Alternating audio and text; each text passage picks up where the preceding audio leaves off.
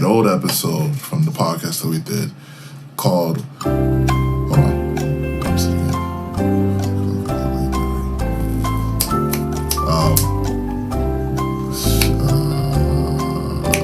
right. Where does the game still stand?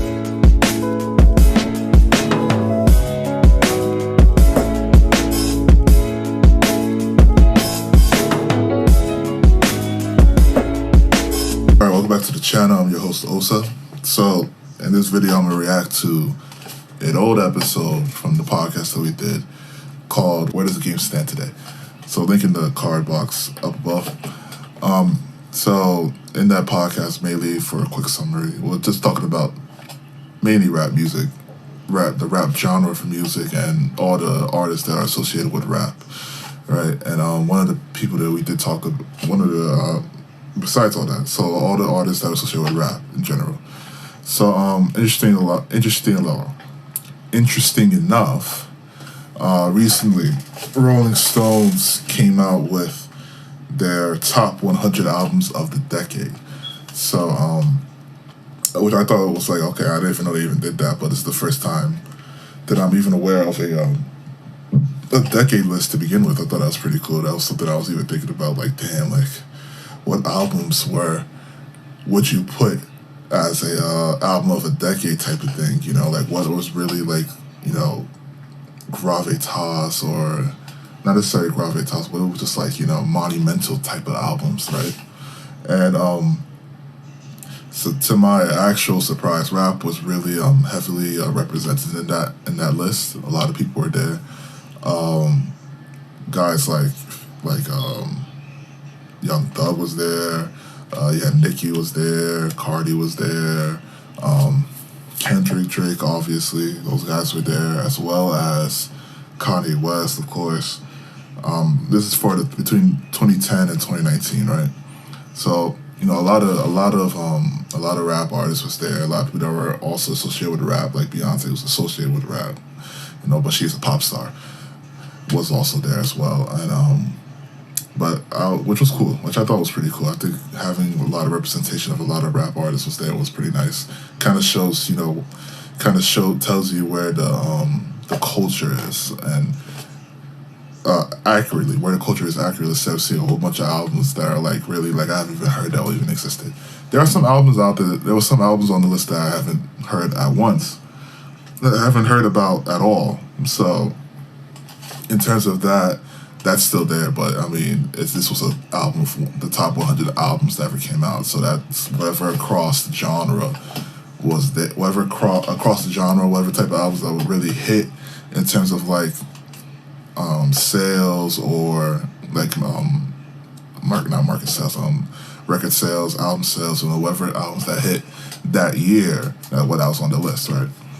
So obviously albums like My Beautiful Dark Twisted Fantasy was number one, and I think no one can argue that album was amazing. It was amazing.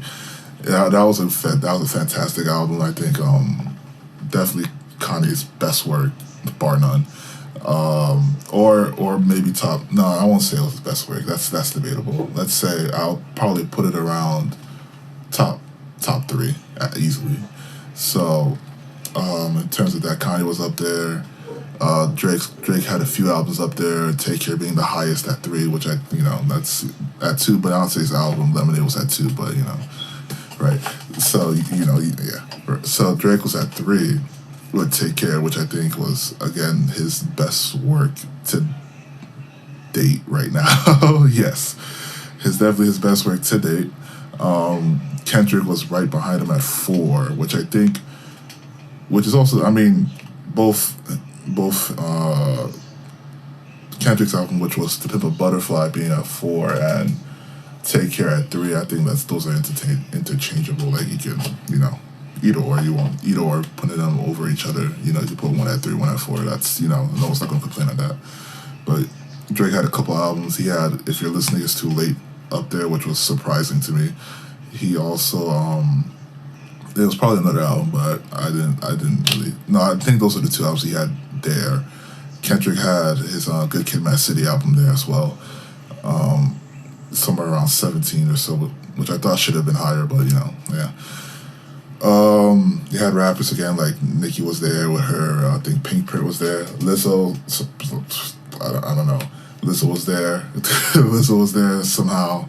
Cardi's album was there. Surprisingly, I didn't really expect that to be there, but I mean, I was seeing Lizzo and Cardi kind of maybe start to question some of the criteria in terms of like what they consider an album that was worth being mentioned as an album of the decade.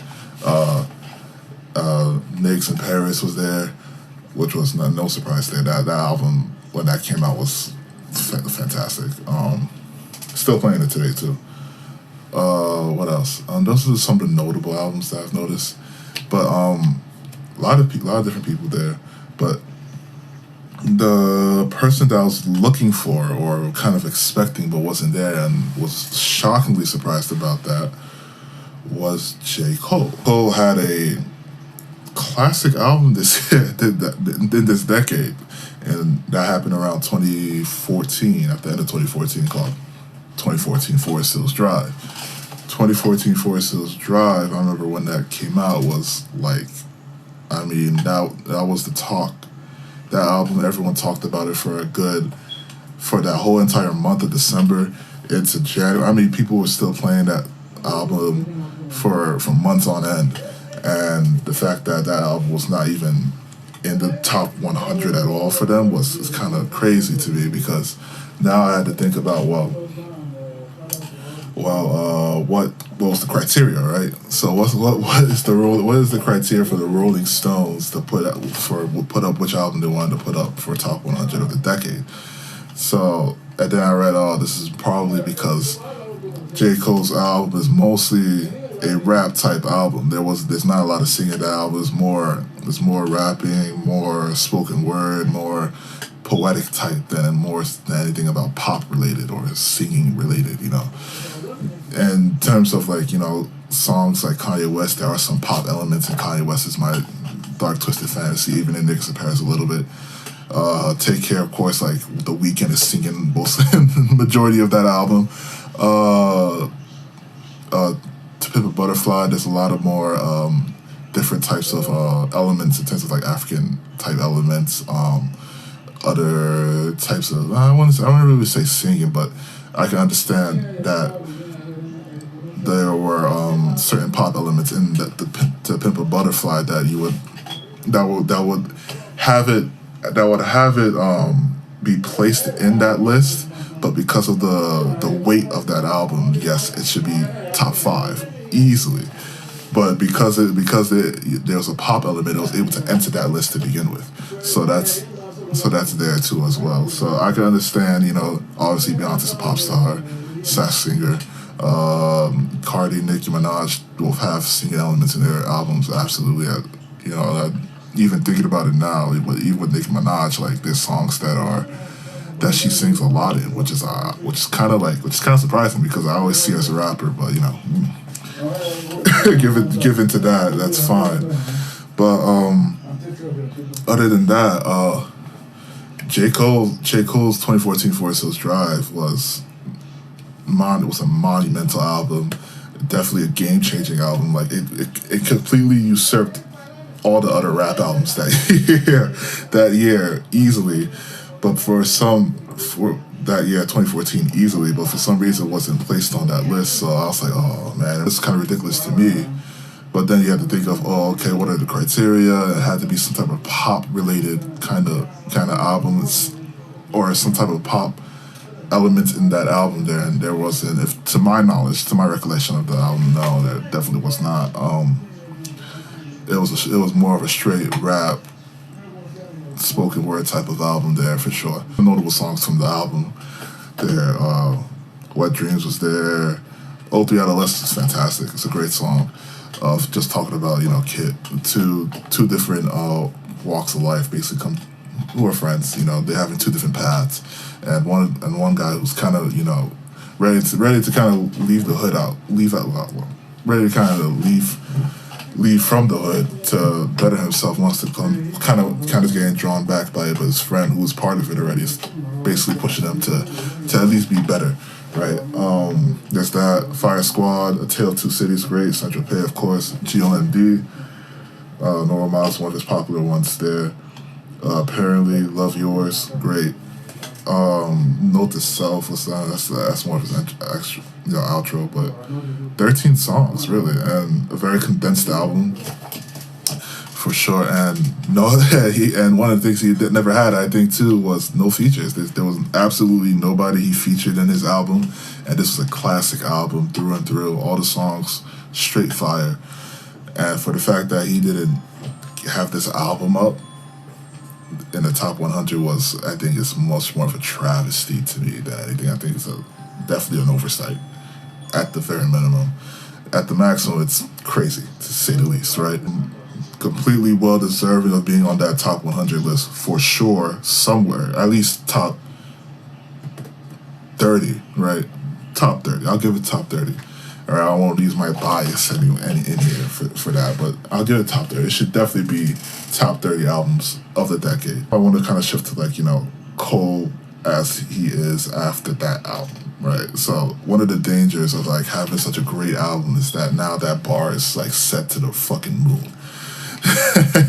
And it's kind of hard not to compare it to that. Compare your other projects to that album that you had that was so great. So with Cole's next two projects, if I remember correctly, For Your Eyes Only and KOD, which is his two albums that came after, because he set the bar extremely high. He set the bar really, really high, and for the fact that he's not even having features on this album, this is all on him. This is literally all on him. He either he will sink with the ship or he will sail to the far seas with it. But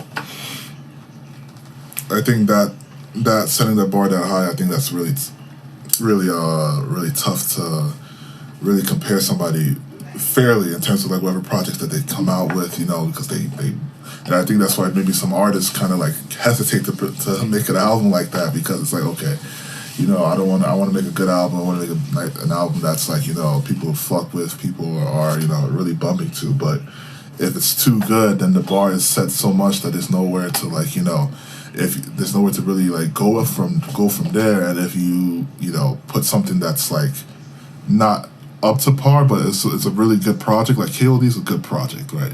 KOD is a really solid project. Even For Your Eyes Only is pretty good too. If you really understand the concept of where he's talking from, for the perspective that he's talking from, it makes sense. It makes a lot of sense. But because 2014 put the bar so high, I don't like it. I think with Cole, it's really tough. With Cole, I could see why it might be tough for people to view him an upper echelon artist that he is, or it might be a sense that he's more underrated than anything, because even though he is up there, yes, people still view him as a top flight artist with the likes of Drake and Kendrick Lamar, but because he's kind of infrequent until recently with his features, where he's popping up in other artists' albums and murking them in their own song. But that's another story for another time. I don't know why, but still, besides all that, with him and his own projects coming out, it's it's unfair to kind of it's a little hard to compare those other two projects to 2014 Forces, all the other stuff he's been doing since. So yeah, but although he has a new album that's going to be coming out soon. No release date for it yet. I am excited about it. He did drop 2 songs that are going to be in the album, which both were really nice. And it sounds like he's coming back to his much more older, rapidy vibe, J.Cole. I think one of my friends, or not Raymond, yeah, I think it was Raymond. Yeah, Raymond even kind of said something along the lines of with Cole, he's kind of struggling with how the modernization of rap right now, or how rap is kind of shifting from the lyrical aspect to more of a trap. Well, I won't really say trap, but trap is big right now, drill music. So more of a high tempo type of sound. And Drake is more of that chill rapper. He's more of that chill lyrical stuff, tell you a good story. and be good and be done with it. But Raymond kind of explain like how he kind of sees himself kind of like still struggling with that type of sound and kind of shift and maybe trying to like still find his own like place within all that, which I probably can understand that, but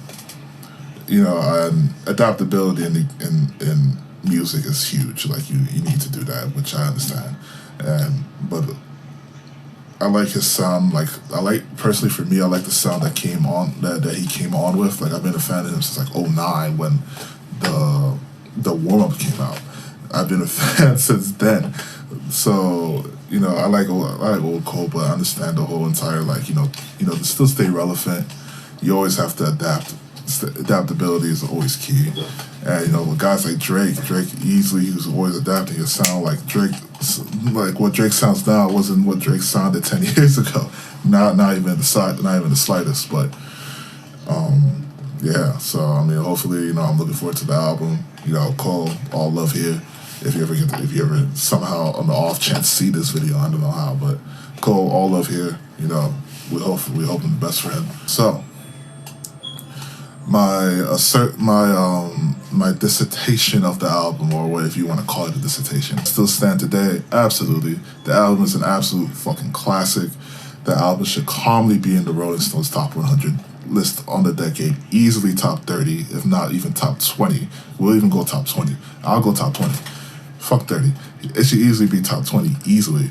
He's coming. Cole's coming, man. The man's coming. If anything that we've seen in terms of like some of his previous features that he's done for other artists, like he's coming. He's coming to really rectify some of the stuff that people are saying right now about him. But nah, for sure, definitely put some respect on J. Cole's name. 100%. People need to start doing that. All right. So that's it. That's the video. Thank you guys for watching. Be sure to like the comment. Be sure to like the video. Hit the subscribe button next to the bell. Comment on the video. See what are your thoughts on. Let me see what your thoughts about J. Cole is from back in 2014 till now. Even some of the older stuff too. Are you a J. Cole fan now? Are you still a J. Cole fan even after 2014 for Still Drive? Leave your comments down below. Let me know what you think. And share the video. Make sure you share it, alright? So I'll catch you guys later, alright?